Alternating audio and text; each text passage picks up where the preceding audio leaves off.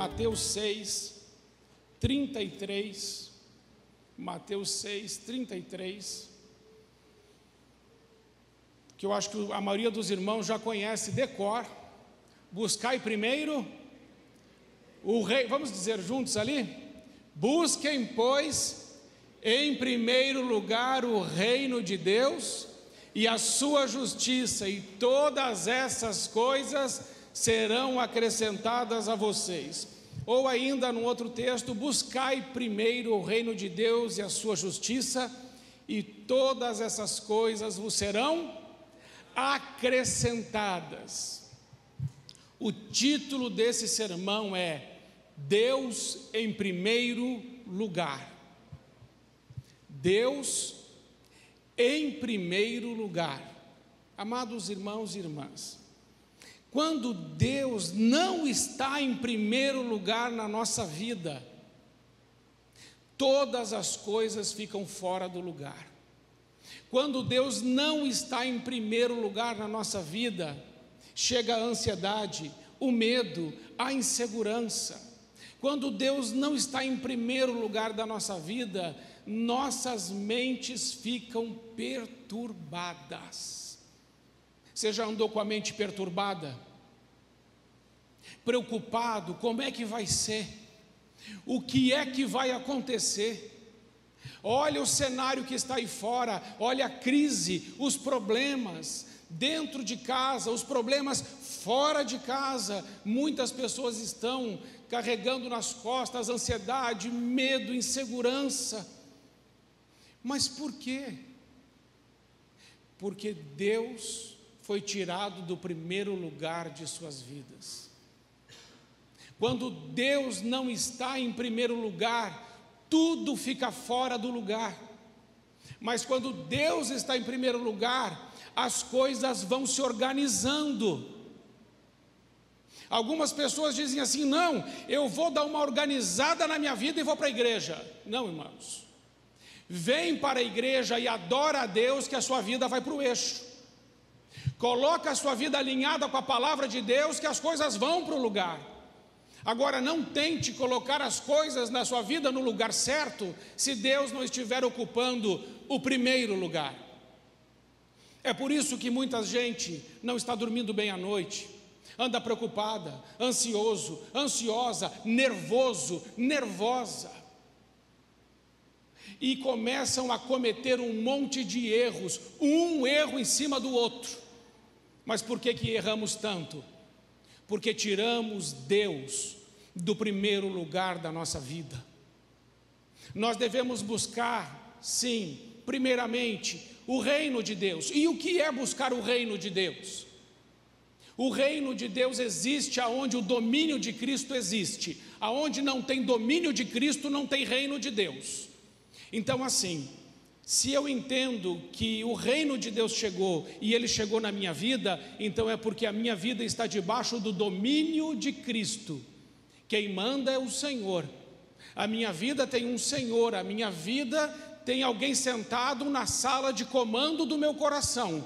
O nome dele é Jesus Cristo de Nazaré. Se Deus não estiver sentado na sala de comando do nosso coração, outra pessoa ou algum sentimento estará, e nós poderemos acabar em lugares de morte. Há caminhos para o homem que lhe parecem bons, mas são caminhos de morte. E diante de tudo isso que nós estamos vivendo, de tantas dores, de tantas perdas, de tanta tristeza, ansiedade, insegurança, medo, preocupações,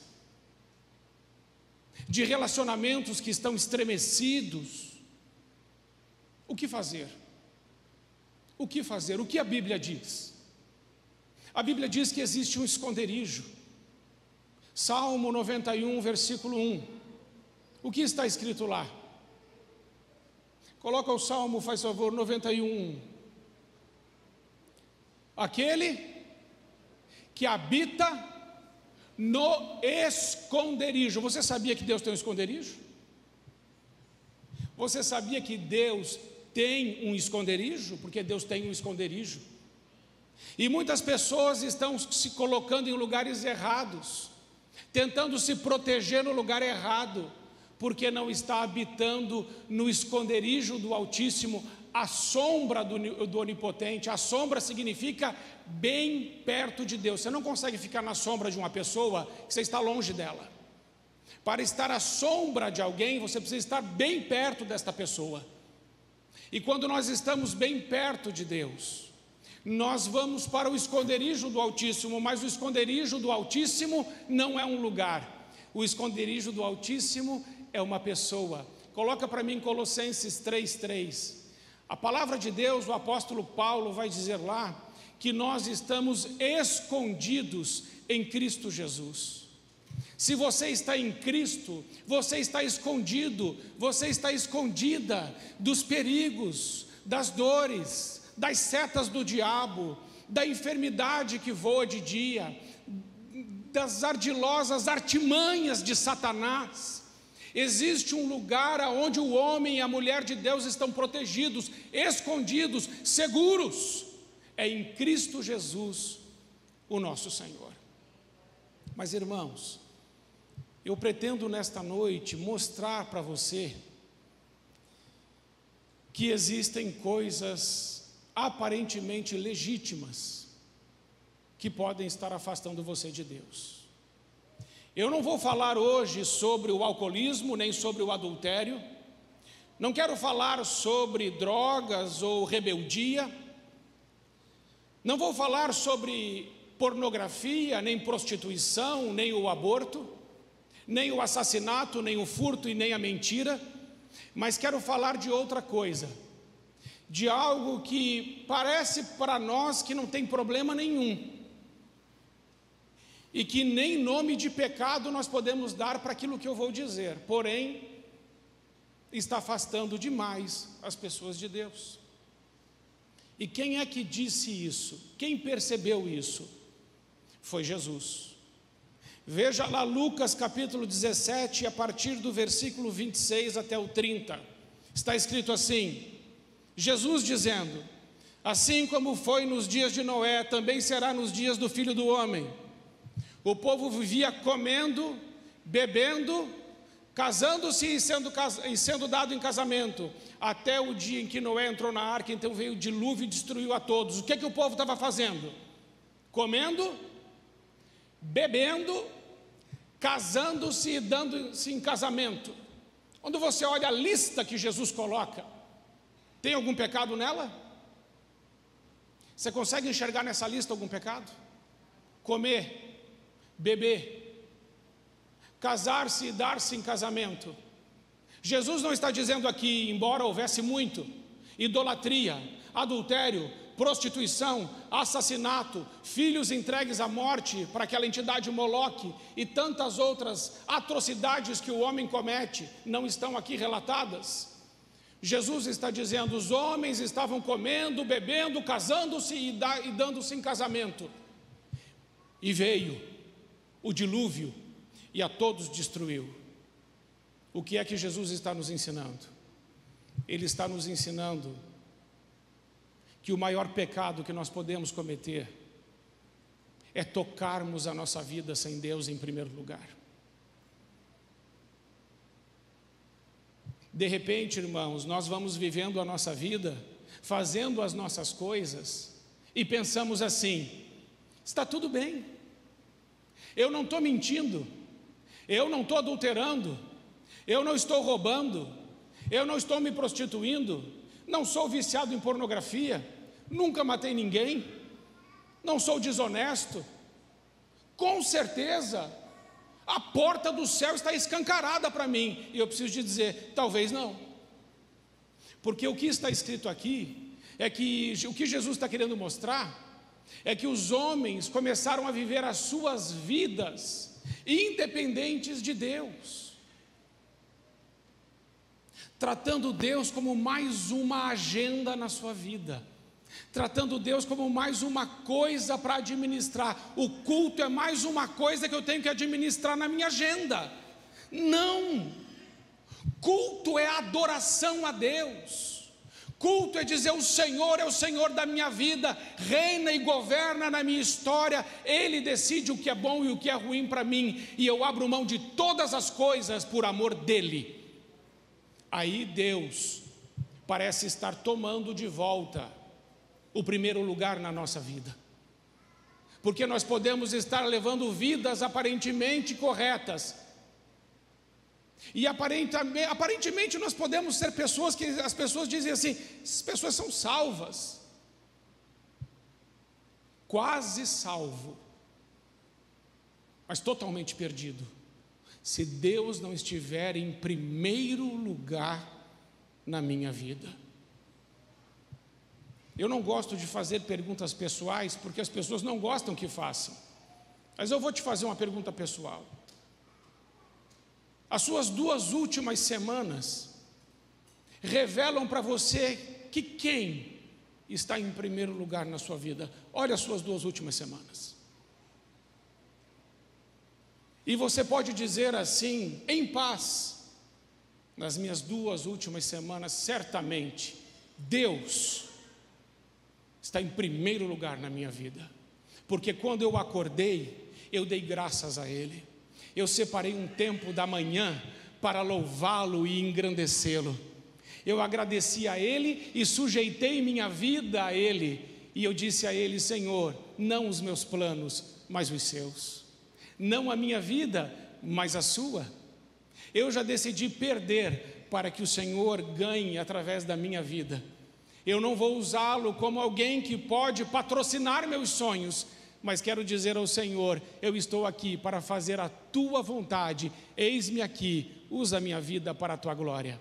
Senhor Jesus, o Senhor está em primeiro, por isso os meus lábios vão abençoar a vida das pessoas, e os nomes das pessoas que vierem à minha mente, eu as abençoarei no teu nome. Não as criticarei, não julgarei, não irei compará-las, antes eu irei abençoá-las no teu nome. Ah, Senhor, o Senhor está em primeiro lugar, sim. Sabe por quê? Porque os meus olhos pertencem ao Senhor. Eu os consagrei. Não está aí, mas põe Jó, capítulo 31, versículo 1. Existe um versículo, e eu não tenho certeza se é esse texto, porque são tantos textos, mas Jó faz uma oração a Deus, consagrando os seus olhos a Deus. Quando Deus está em primeiro lugar na nossa vida, nem os nossos olhos ficam independentes, os nossos olhos pertencem a Deus, e tudo que a gente vê, a gente tem que ver através da graça de Deus. Porque através dos olhos nós temos sido contaminados com imagens e situações que estão poluindo a nossa mente, destruindo a nossa história. É Jó 31, quando chegarem lá. E irmãos, os nossos ouvidos, eles estão em primeiro lugar, consagrados a Deus. O que é que você tem ouvido? Que coisas você tem ouvido da boca das pessoas? E o que você tem feito com o que tem ouvido? Que os seus ouvidos sejam consagrados a Deus, e que os seus ouvidos possam ouvir o que for, mas que Deus coloque um filtro nos seus ouvidos, para que te dê graça e para que te dê paz. O seu trabalho, ele é menos importante que Deus ou ele é mais importante que Deus? Quanto tempo você dá ao seu trabalho e quanto tempo você dá a Deus? O seu trabalho, você está vendendo o seu tempo para ganhar dinheiro, é isso. E quanto mais você se qualifica no seu trabalho, mais dinheiro você ganha pelo tempo que você passa lá, é isso. Mais títulos, mais status. Mas e Deus? O quanto Ele tem do teu tempo, do teu foco? O teu trabalho é um meio para um fim. Deus é o fim de todas as coisas, e o início também. Então o que Jesus está nos alertando é: gente, cuidado. porque vocês estão fazendo coisas aparentemente boas, que não posso chamar de pecado, mas se tornam grande pecado e pecado mortal, quando vocês me tiram do primeiro lugar da vida de vocês e tocam a vida de vocês e me chamam para eu dar uma força. Eu não estou aqui para dar uma força, o que Deus está querendo dizer, eu estou aqui para ser Deus. Amem a mim de todo o seu coração, com toda a sua mente, de toda a sua alma, com todas as suas forças, é o que Deus nos pede.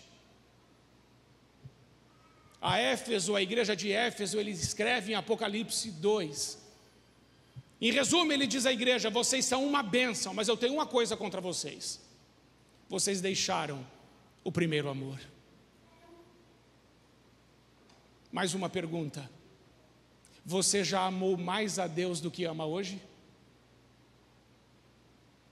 Deus já teve mais de você do que você entrega hoje? Porque se Deus já teve mais de você do que você entrega hoje, lembra-te de onde caíste e volta a praticar as primeiras obras. Porque sutilmente, coisas legítimas têm roubado Deus do nosso coração. Não oramos mais, não intercedemos mais, não choramos mais, não clamamos mais, como outrora fazíamos.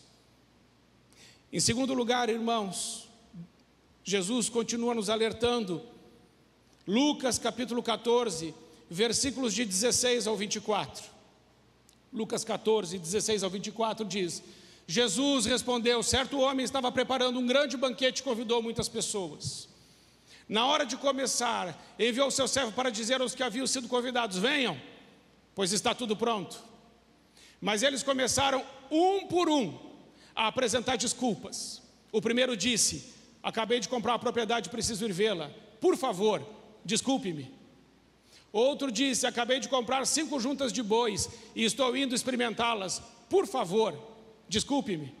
Ainda outro disse: acabo de me casar, por isso eu não posso ir. Até aqui. Deus está chamando. Ele está chamando para o banquete. Ele está chamando para o reino. Ele está chamando para a presença dele. Ele está chamando você e a mim. Mas quando ele chamou o primeiro disse: eu não posso. Sabe por quê, Senhor? Eu acabei de comprar um campo e eu preciso ir vê-lo. Quem compra um campo sem ver? Não faz sentido.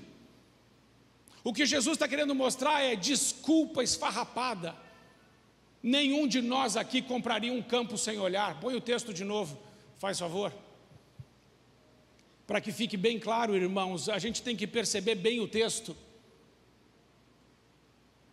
O primeiro disse: acabei de comprar a propriedade. Eu comprei, mas eu não vi ainda. Você compra carro sem olhar? Você compra casa sem olhar? É claro que não.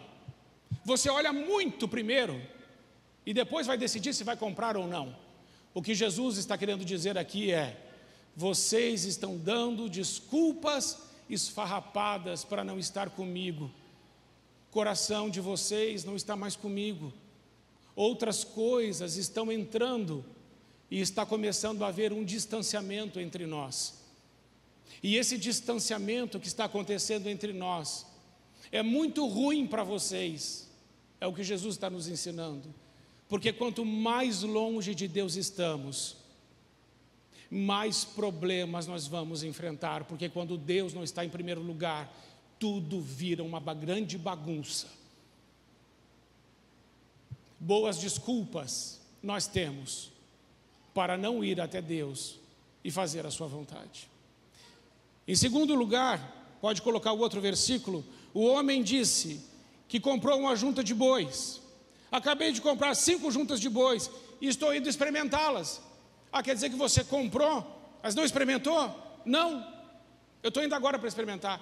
Não posso aceitar o seu convite. Tudo foi preparado para você. A hora que Deus te chama, você diz assim: olha, deixa só eu terminar esse curso. Senhor, deixa que quando eu me aposentar, tudo todos os dias da minha vida são teus. Quando eu me aposentar, Deus não quer resto, irmãos.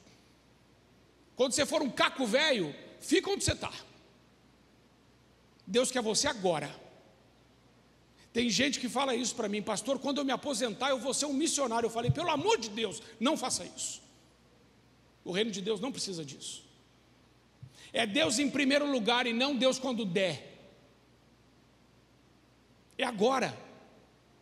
Deus está te chamando agora. A urgência é já.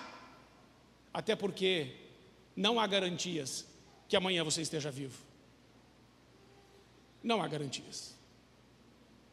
E em terceiro lugar e último, o casamento. O outro versículo diz: acabo de me casar, por isso eu não posso. Casamento tem agenda. Casamento não acontece de um dia para o outro. O convite de Jesus já era de longa data, já estava marcado. Mas a pessoa arrumou um casamento para ir justamente no mesmo dia em que tinha um compromisso com Cristo. Quantas vezes nós deixamos a presença do Senhor para atendermos às nossas conveniências? Em que momento, irmãos, nós abrimos mão das nossas convicções para vivermos as nossas conveniências? Em que momento nós nos tornamos tão tolerantes e flexíveis ao pecado, de não tê-lo mais como o primeiro lugar na nossa vida, como aquele que se assenta no trono da nossa vida? Se Jesus estiver no trono da nossa vida, a resposta que nós vamos dar para os problemas e para as dificuldades vai ser completamente diferente das respostas que estamos dando. Eu vou te dizer uma coisa: Deus, enquanto está no primeiro lugar da vida de um homem, pode vir qualquer mulher, Ele dirá para ela: não. E não porque eu não quero trair a minha esposa. Eu preciso que você entenda isso. O adultério não é trair a esposa é traída em segundo lugar. Quem foi traído primeiro? Deus. Salmo 51, todo pecado cometido é cometido contra Deus. Às vezes as pessoas dizem: pastor, eu fiz isso, eu roubei. Não, antes de você roubar uma pessoa, você roubou a Deus. Todo pecado que você comete contra Deus. E sabe por que você e eu cometemos esse tipo de pecado quando cometemos? Porque nos distanciamos dEle. E eu preciso que você seja muito sincero com Deus nessa noite, mas muito sincero. Ele está em primeiro lugar na sua vida? O diabo pode chegar na sua frente e fazer qualquer proposta, e você vai dizer para ele assim: fora, que quem manda aqui é Deus. Você vai poder olhar nos olhos dele e dizer assim: fala alguma acusação contra mim, fala agora. Abra a tua boca e me acusa de algum pecado, fala. E o diabo terá que ficar em silêncio, porque quando ele olhar para você, ele vai ver a face de Jesus, se ele estiver em primeiro lugar na sua vida. Você não será livre do pecado, mas será livre de pecar. Você não será livre das tentações de Satanás, mas poderá esmagá-lo com os seus pés, porque Jesus te deu autoridade. Você não será livre de cometer erros, cometerá sim, mas nos seus lábios sempre terá um pedido de perdão. Nós erramos, irmãos, e o problema não é errarmos, mas depois que erramos, quando Deus está no nosso coração, a gente sabe pedir perdão. 1 João capítulo 1, versículo 8. Aquele que diz que não tem pecado faz de Deus um mentiroso. Versículo 9. Se confessarmos os nossos pecados, Deus é fiel e justo para nos perdoar todos os pecados e nos purificar de toda injustiça. Versículo 10. Amém?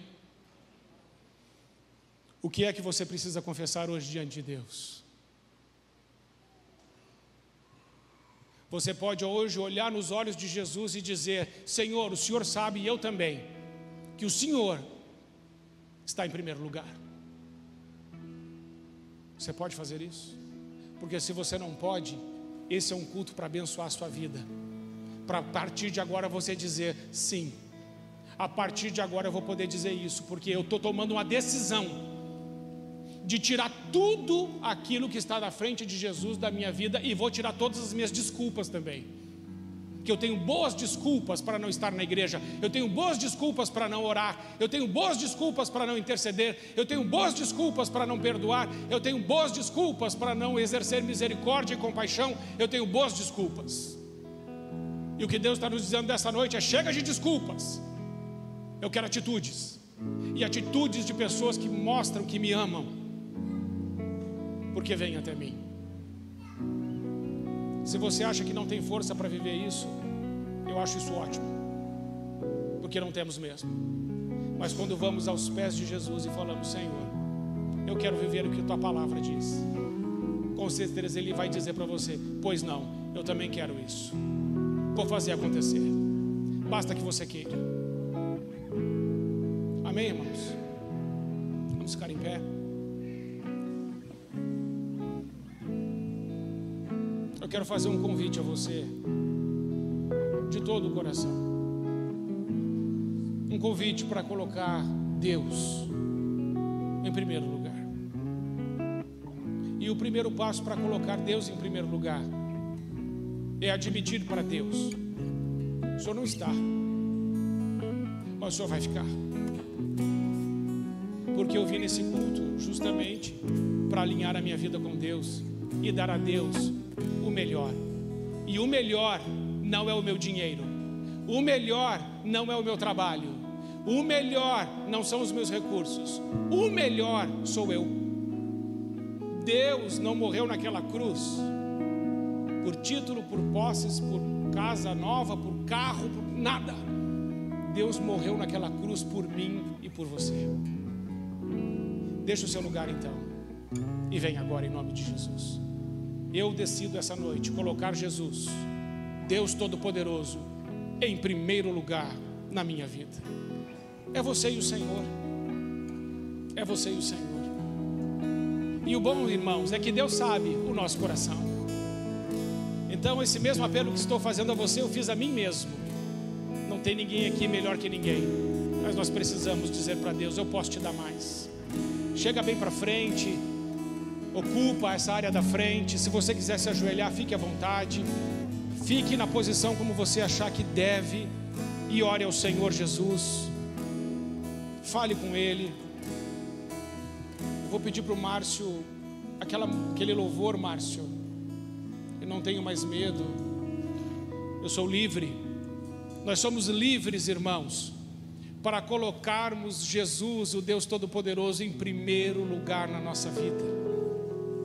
Nós somos livres para fazer isso. Ninguém pode impedir isso, nem o inferno inteiro pode impedir isso. Então vamos fazer de todo o coração. Ore a Deus em meio aos louvores. Amados irmãos e irmãs, quero encerrar lembrando um texto bíblico que todos os irmãos acho que conhecem, de Marta e Maria, lembram? Marta tinha coisas legítimas para fazer, ela precisava arrumar as coisas, porque Jesus estava ali. Era legítimo, irmãos, é legítimo arrumar a casa, servir a janta. Jesus está ali. E Maria sentou aos pés de Jesus, e a Marta falou assim: levanta, vem fazer o que é legítimo. E Jesus falou assim: não, Maria escolheu a melhor parte, ela está aos meus pés. Eu estou em primeiro lugar, eu estou aqui. E para que a gente fica fazendo tanta coisa, se nós adorássemos mais, gastaríamos menos tempo resolvendo problemas. Às vezes os problemas se acumulam na nossa vida porque estamos adorando pouco tempo aos pés do Todo-Poderoso. mais tempo aos pés de Jesus, menos problema para resolver. Menos tempo aos pés de Jesus, muita coisa para fazer. Por isso que tem um livro que eu li que me impactou: Ocupado Demais para Deixar de Orar. Quanto mais problema, mais oração. Quanto mais problema, mais presença. E a presença de Deus vai alinhando todas as coisas. Deus em primeiro lugar, tudo vai para o seu lugar. E eu acredito que é assim na sua vida, a partir de agora mesmo, em nome de Jesus. E da minha também. E da minha também. Porque eu sou só o transmissor da palavra dele.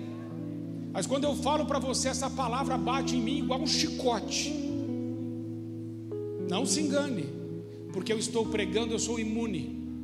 Quando eu estou pregando, a palavra de Deus vem como uma lança e penetra dentro de mim. E o Espírito Santo me pergunta também: e você? Você é isso aí? E eu digo ao Senhor: misericórdia, Senhor, me ajude a mim e aos meus irmãos te buscarmos em primeiro lugar. Porque aqui não tem ninguém maior. A única estrela que brilha aqui é Jesus Cristo de Nazaré. Ele é o maior, só. O resto é filho. Somos filhos. Então eu quero que você saia desse culto hoje em paz. Porque quando Jesus chama e a gente vai, Ele já resolve tudo. E você pode ter um feriadão agora em paz. Mas quando acordar amanhã, lembra da palavra: Ele em primeiro lugar, Ele em primeiro lugar, Ele em primeiro lugar. Amém, irmãos? Que bênção. Vamos colocar a mão no nosso coração, fazer uma oração para Jesus. Diga: Senhor Jesus, o Senhor está em primeiro lugar. Deus Pai, Deus Filho, Deus Espírito Santo estão assentados no trono do meu coração. Eu te dou a minha vida, o meu tempo, os meus recursos, tudo toma para ti, Senhor. Eu te amo, eu te adoro, não sei viver sem ti. Fica comigo e me abençoa, em nome de Jesus. Amém. Amém.